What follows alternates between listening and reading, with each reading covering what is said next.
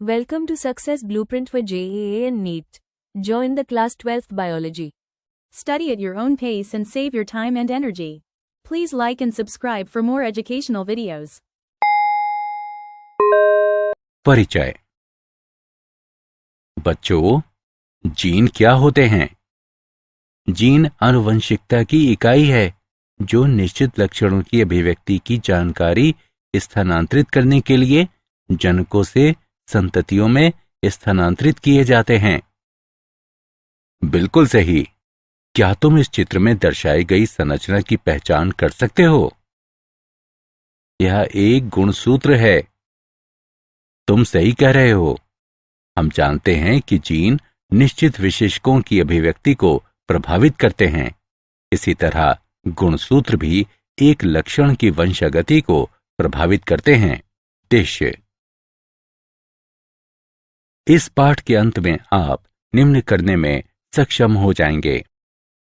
वंशागति का क्रोमोसोम सिद्धांत समझना, जीन तथा क्रोमोसोम के व्यवहार प्रतिरूप के बीच अंतर करना, सहलग्नता की घटना को समझना, पुनर्योजन की घटना को समझना, 1900 तक मेंडल के कार्य की अमान्यता के कारण।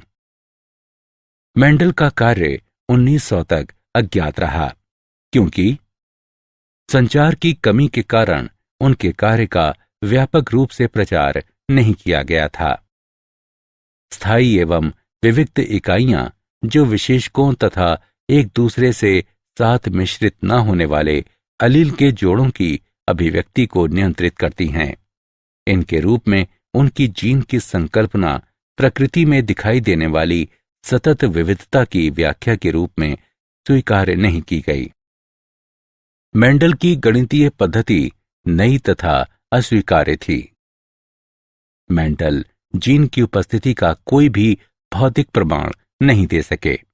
क्रोमोसोम यानी गुणसूत्र की खोज। 1900 में क्रोमोसोम की पहचान केंद्रक के भीतर रंगीन कार्य के रूप में की गई जो कोशिका विभाजन के ठीक पहले द्विगुणित और विभाजित होने में भी सक्षम थे। परिणाम स्वरूप डी व्रीज, कॉरेंस और वॉन शेरमाक ने मेंडल के कार्यों की पुनः खोज की। सन 1902 में अर्धसूत्री कोशिका विभाजन के दौरान क्रोमोसोम की गति की पहचान की गई। जीन और क्रोमोसोम। जीन युग्म के दो अलील समजात क्रोमोसोम पर समजात स्थलों पर स्थित होते हैं। क्रोमोसोम का व्यवहार जीन के व्यवहार के समानांतर चलता है। क्रोमोसोम पर उपस्थित दोनों जीन युग्मक निर्माण के दौरान इस प्रकार विसंयोजित होते हैं कि प्रत्येक जोड़े में से केवल एक ही युग्मक तक पहुंच पाता है। जीन या क्रोमोसोम के युग्म का विसंयोजन एक दूसरे से स्वतंत्र होता है। गुणसूत्रों का स्वतंत्र अपव्यूहन। अर्धसूत्रण की पश्चावस्था 1 के दौरान क्रोमोसोम के दो जोड़े एक दूसरे से स्वतंत्र रूप से पंक्तिबद्ध हो सकते हैं, जैसा कि आलेखीय निरूपण में दर्शाया गया है। वंशागति का क्रोमोसोम सिद्धांत। सटन और बोवेरी ने सन 1902 में स्वतंत्र रूप से वंशागति का क्रोमोसोमवाद या क्रोमोसोम सिद्धांत प्रस्तुत किया। सिद्धांत के अनुसार आनुवंशिक जानकारी जीन द्वारा ले जाई जाती है जो क्रोमोसोम के भाग हैं। सटन और बोवेरी के अनुसार क्रोमोसोम युग्म का जोड़ा बन जाना या अलग होना अपने में ले जाए जा रहे कारकों के युग्म के विसंयोजन का कारण बनेगा। वंशागति का क्रोमोसोम सिद्धांत का प्रयोगात्मक सत्यापन। वंशागति का क्रोमोसोम सिद्धांत का प्रयोगात्मक सत्यापन थॉमस हंट मोर्गन द्वारा फल मक्खी ड्रोसोफिला मेलनोगैस्टर पर किया गया। ड्रोसोफिला मेलनोगैस्टर ही क्यों? वे प्रयोगशाला में साधारण कृत्रिम माध्यम पर वृद्धि कर सकी हैं। वे अपना जीवन चक्र लगभग 2 सप्ताह में पूरा करती हैं। उनमें लिंगों का विभेदन स्पष्ट था। इनकी आनुवंशिक विविधताओं को कम क्षमता वाले माइक्रोस्कोप से देखा जा सकता है। मूल्यांकन। आगे बढ़ने से पहले आइए जानें कि आपने कितना सीखा। निम्नलिखित का मिलान करें।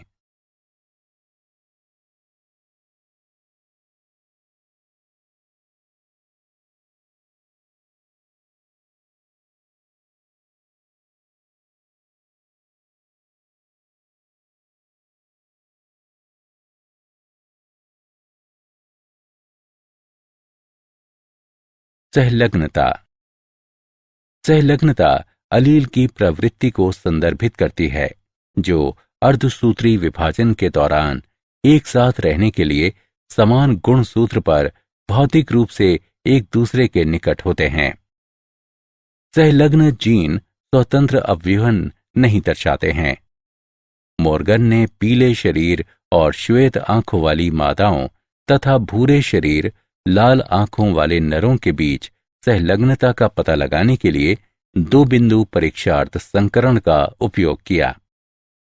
उन्होंने देखा कि 2 जीन स्वतंत्र रूप से विसंयोजित नहीं हुए और F2 फिनोटाइप अनुपात अपेक्षित अनुपात 9/3/3/1 से भिन्न था। मॉर्गन ने देखा कि ड्रोसोफिला में आंखों का रंग लिंग सहलग्न था, जैसा कि आरेख में दर्शाया गया है। विनिमय। विनिमय समजात गुणसूत्रों के बीच गुणसूत्रों का भौतिक आदान प्रदान को संदर्भित करता है। ये अर्धसूत्री विभाजन एक की पूर्वावस्था में होता है। विनिमय तथा आनुवंशिक पुनर्योजन।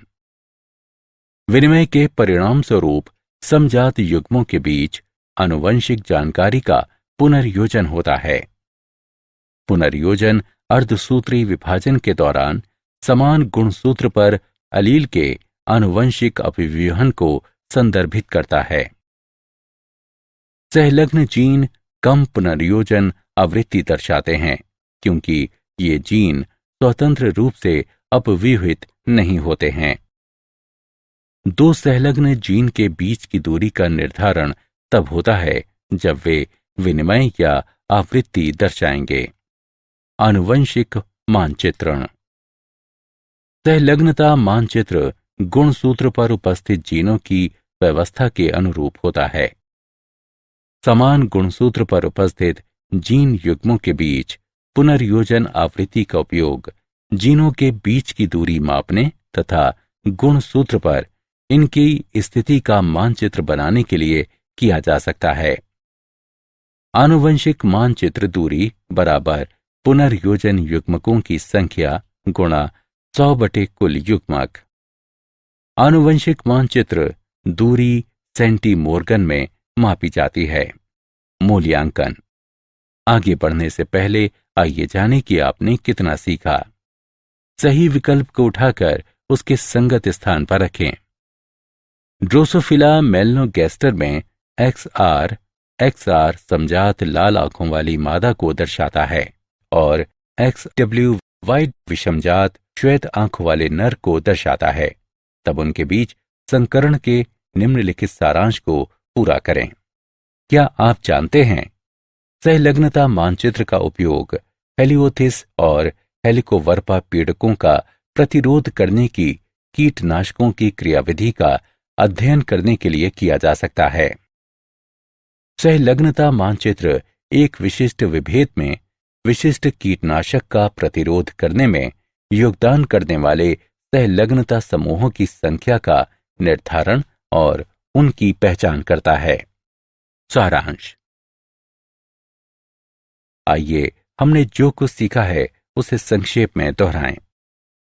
सटन और बोवेरी ने सन 1902 में स्वतंत्र रूप से वंशागति का क्रोमोसोमवाद या क्रोमोसोम सिद्धांत प्रस्तुत किया। सिद्धांत के अनुसार आनुवंशिक जानकारी जीन द्वारा ले जाई जाती है जो क्रोमोसोम के भाग हैं।